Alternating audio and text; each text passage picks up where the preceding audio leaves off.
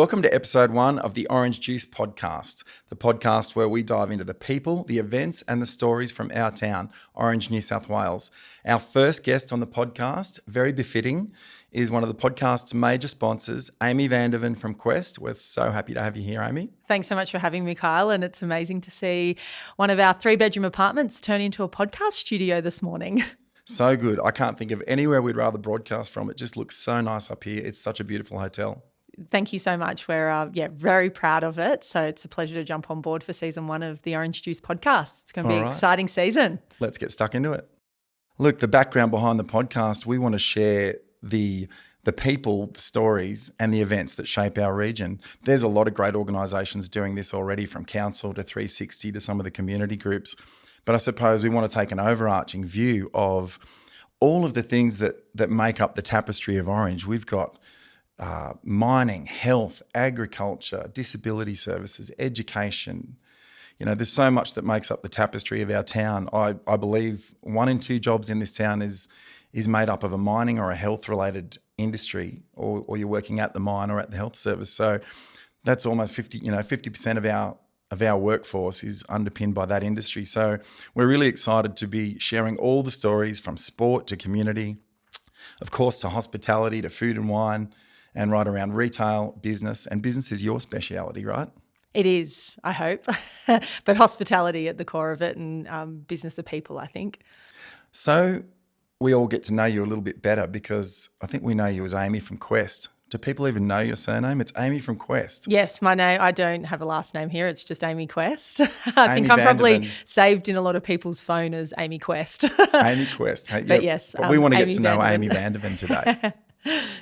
And you grew up in the Albury-Wodonga region. I did, yes, in a small little town about an hour's drive on the Victorian side, in a little town called Dedorang, population of around 150 people.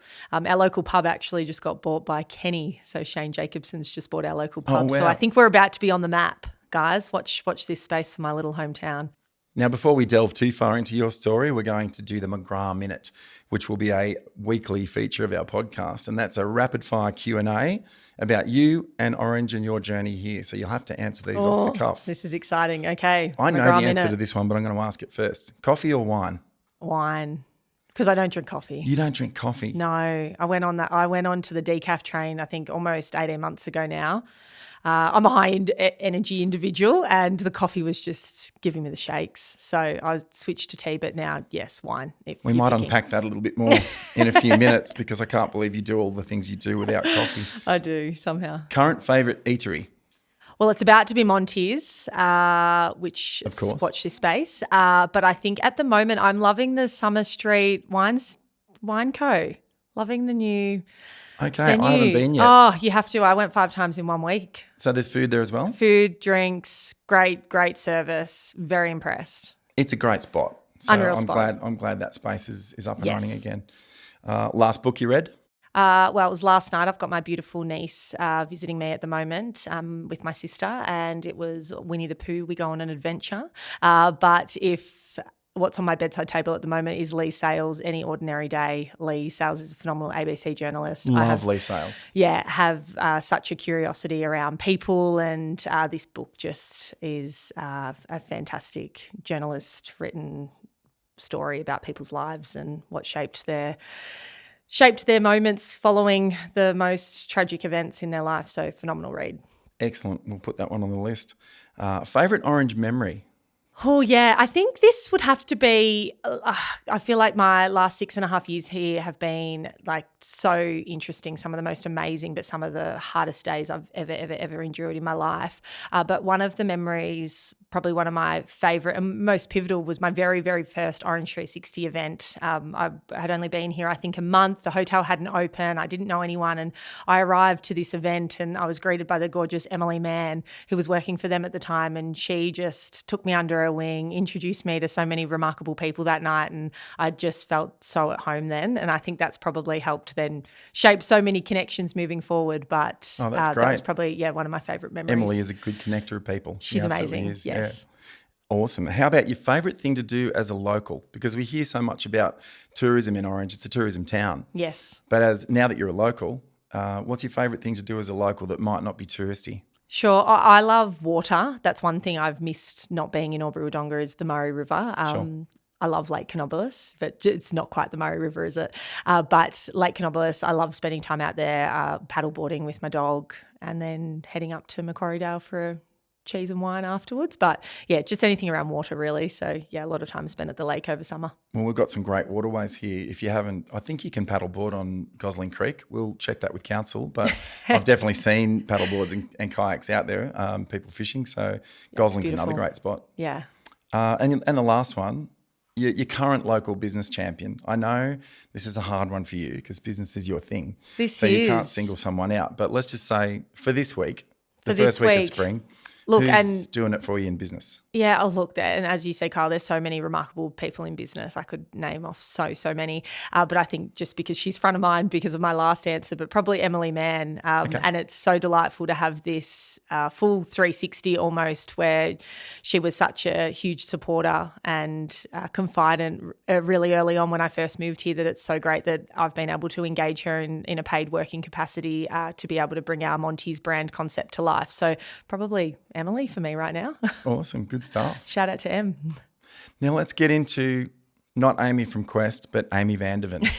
So everyone's being educated now on your Dutch heritage. Segregate the two. And who is the person? So let's just dive into that a bit. What brought you to Orange? What made you want to move here and do business here and start new friendships, and why Orange?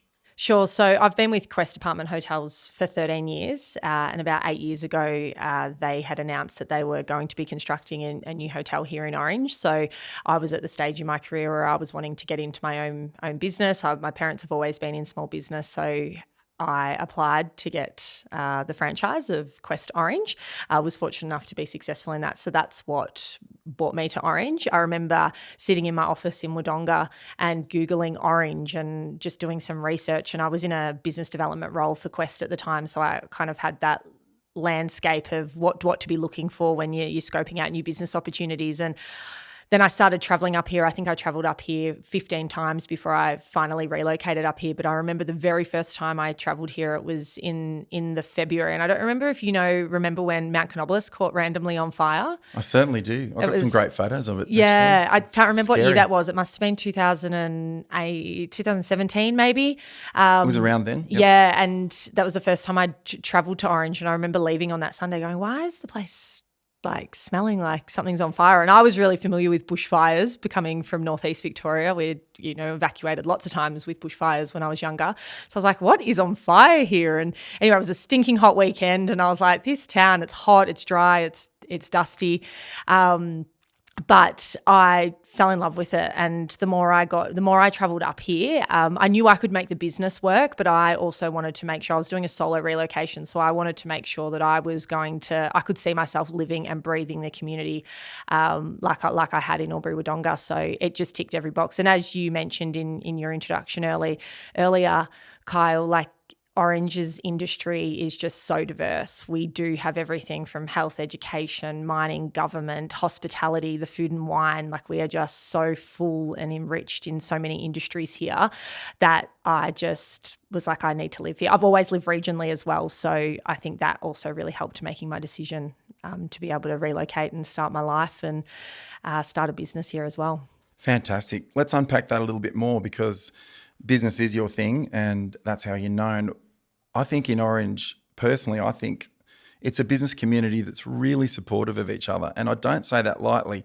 Absolutely. And I think for me, I am in competition with no one except myself. So it's been really important for me to just stay true to what I know I do really well and follow through with what I say I'm going to do. That's been one of my, I guess, core values and what I instill in not just how I choose to do business, but also the people that work for me and those that I surround myself with as well. So that's really important. But that I have never been in a community that has been so collaboration focused. Like as soon as I'd moved here, Espen from the Oriana and Tom and Kristen Knock from previous Bing Street Hotel, they have become three of my closest friends. We have done joint collaborations in Country Style magazine and Qantas magazines, and we're all working towards the same goals. So I could not care less how someone is coming to Google Orange or consider Orange as a travel destination or just be researching Orange as a place to leave, as long as people are thinking about Orange, because a rising tide floats all ships. So I just think that collaboration is key. Yeah. And I really noticed that during COVID. Like, I opened this business in October 2019, 6 months into owning this business, COVID hit, completely pivoted everything. And all of a sudden there was, Katie from Groundstone was dropping off cookies, and Nick from Factory Espresso across the road was making sure I was definitely drinking coffee at that time, was making sure I was caffeinated, and just the people that came together and just the notes left at the front door saying, "You okay? Do you need a hand? Like, you're not here. You've got no family here. You've just opened a business. Like, are you okay?" And I've never experienced that. Isn't that great? Oh, just phenomenal. We definitely find it in our industry as well. I did, 25 plus years in the music industry, where it was always a focus on collaboration. If you couldn't do a gig, you'd find someone to fill in for you and get the job done. And we do it in the creative industries all the time. Some of the competitors in this town are some of my best friends. So it's really nice to see that spirit of collaboration in business. So when you take the business hat off and you are just Amy Vanderven on the weekend and you turn your phone off, what do you Turn love? my phone off. Kyle, are you joking? I run a 24/7 business. Come on, I could actually not remember. Actually, there is a time, there's twice a year that I get to turn my phone off, and it's when I'm literally out of Orange at my parents' property, which is 3 hours northwest of Burke, and there is no phone reception. All right, and I have things lined up. But yes, but continue your question. In my downtime, outside of business and outside of trying to do crazy stuff like you're helping us with here. Yes. What's you mentioned the paddleboarding in the water, but where else do you find peace?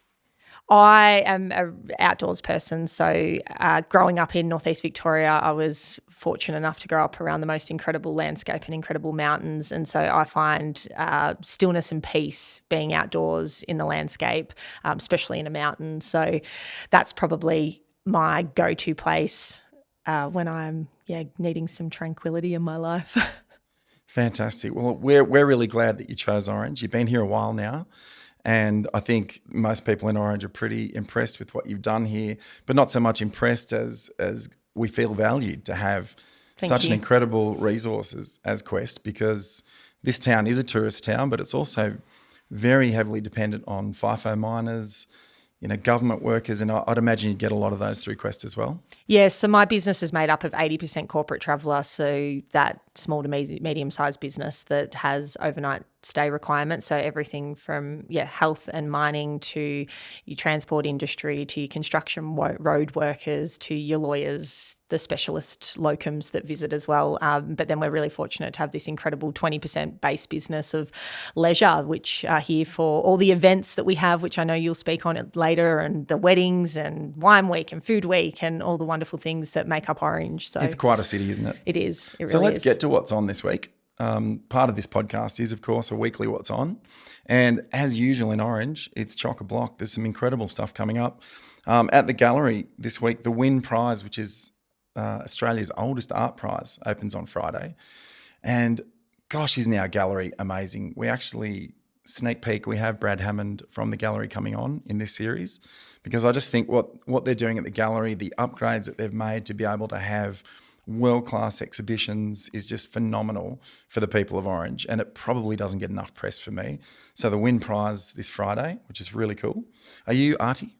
I love art, and there's an incredible, not that it's art related, sorry, but the incredible show that's on at the moment at the museum that is very child friendly. So I know a lot of people that have children struggle sometimes to find really great indoor activities at this time of year, and that's one to really go and check out that's on at the museum at the moment. Unreal.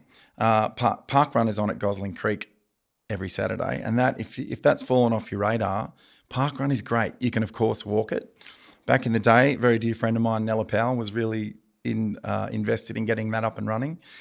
She no longer lives in Orange, but Park Run is still going, and I'm sure the team out there are doing a great job with it. So head on out to Park Run on Saturday.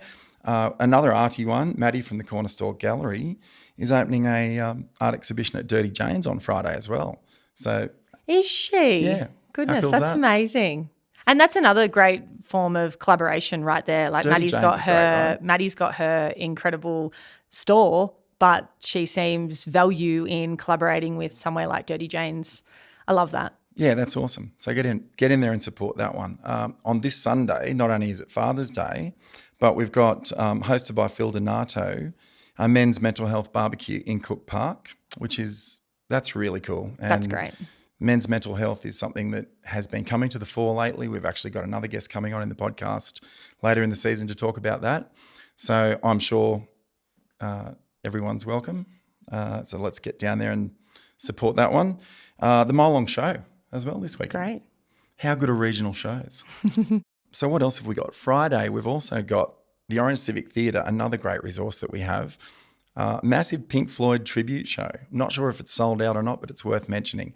That's a really cool resource we've got there. It's a beautiful room to play in. Played in it many times, and huge Pink Floyd tribute concert coming through town there on the Friday as well. That'll be a really fun one. There's always something to do in Orange, right? There is. And I think at the moment we have, like on the back of the Fire Festival and so many wonderful events that we've just had, and we're in peak season of finals for footy and netball. So get along to your local sporting grounds to support some incredible live action on the weekends. Go Emus this weekend, just quietly. Not showing any favouritism, but go Emus. We've all got good mates at Emus. So thanks so much for joining us on this first episode, Amy. Not Amy from Quest, but Amy Vanderven we had today, which is really nice. Thank you for having me. So for all of you community groups, schools, businesses, and any other organisation that thinks it has a piece of newsworthy news for the Orange Juice, send us an email, news@theorangejuice.com.au. Cheers.